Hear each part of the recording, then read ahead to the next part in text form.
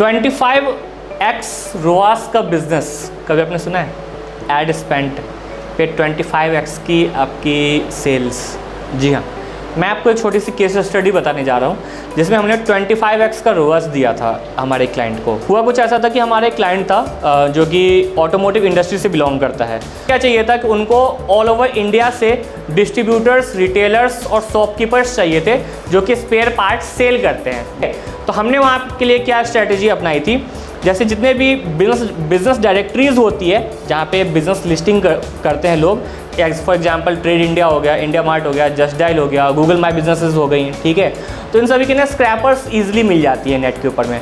तो हमने क्या किया था, उन स्क्रैपर्स को यूज करके ऑल ओवर इंडिया का सिटी वाइज जितने भी लोगों ने खुद को एज अ बिजनेस, चाहे एज अ शॉप या फिर as a distributor, retailers list कर रखा था, हमने पूरे ऑल ओवर इंडिया का डाटा स्क्रैप कर लिया। अंदर में उनका कॉन्टैक्ट नंबर, उनकी मेल आईडी, उनका नाम, शॉप का नाम क्या है, कहाँ से वो बिलोंग करते हैं, ये सारा डेटा अवेलेबल थी।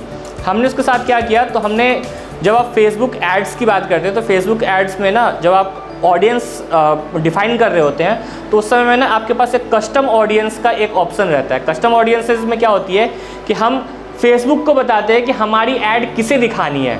हमारे पास सेट ऑफ एक्सेल्स या फिर सेट ऑफ डेटा होता है, उस डेटा को हम अपने ऑडियंस लिस्ट में अपलोड करते हैं और फेसबुक क्या करता है, उस ईमेल आईडी, उस कॉन्टैक्ट नंबर और उस नेम को मैच करके फेसबुक का प्रोफाइल खोज के लाता है।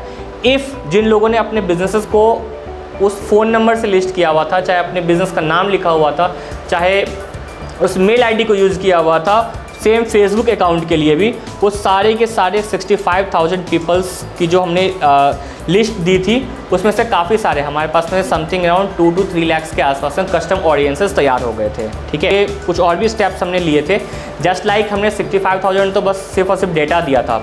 उसमें हम लोग क्या करते हैं ना कि जब आप डेटा सेट दे देते हो तो कभी भी ना 100% डेटा सेट आपका काम नहीं करता। जैसे कि हमने 65,000 अगर डेटा दिया था ना तो उसमें से समथिंग अराउंड हमारे पास 40,000 के आसपास ही पीपल्स आए थे। लेकिन अब फेसबुक को एग्जैक्ट समझ में आ चुका है कि आपकी जो ऑडियंसेस है वो क्या करती है, किस तरीके की ऑडियंसेस है, वो किस चीज़ में डील करती है। तो फेसबुक के पास में एक और ऑप्शन होता है ऑडियंस लिस्ट में ही, लुक अ लाइक, जो आपने डेटा सेट दिया है उसी की तरह मिलता जुलता और भी जितने भी लोग हैं फेसबुक के ऊपर में इंडिया से बिलोंग करते हैं, इंडिया के अंदर में रहते हैं, ठीक है, उन सभी को टारगेट कर लो। फेसबुक को हमने बताया कि इन सभी को टारगेट कर लो।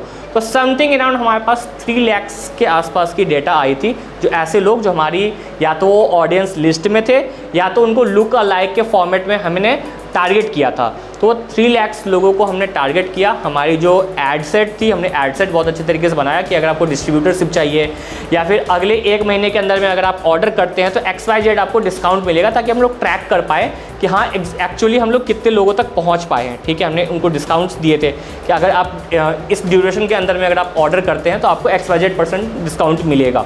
ठीक है, तो हुआ भी यही कि समथिंग अराउंड हमने 1,20,000 रुपये के अराउंड का ऐड चलाया था और उसमें हमारे पास में टोटल 30 लाख का बिजनेस आया था।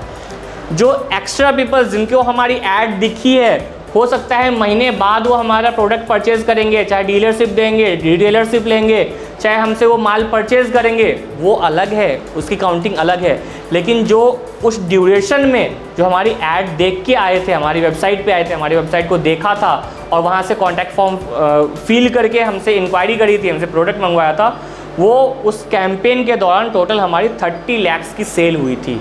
तो 1,20,000 और 30 लाख का रेवेन्यू इजकल टू 25x का ROS, return on ad spend. तो हमारा एड स्पेंड पे रिटर्न जो था वो 25x का आया था।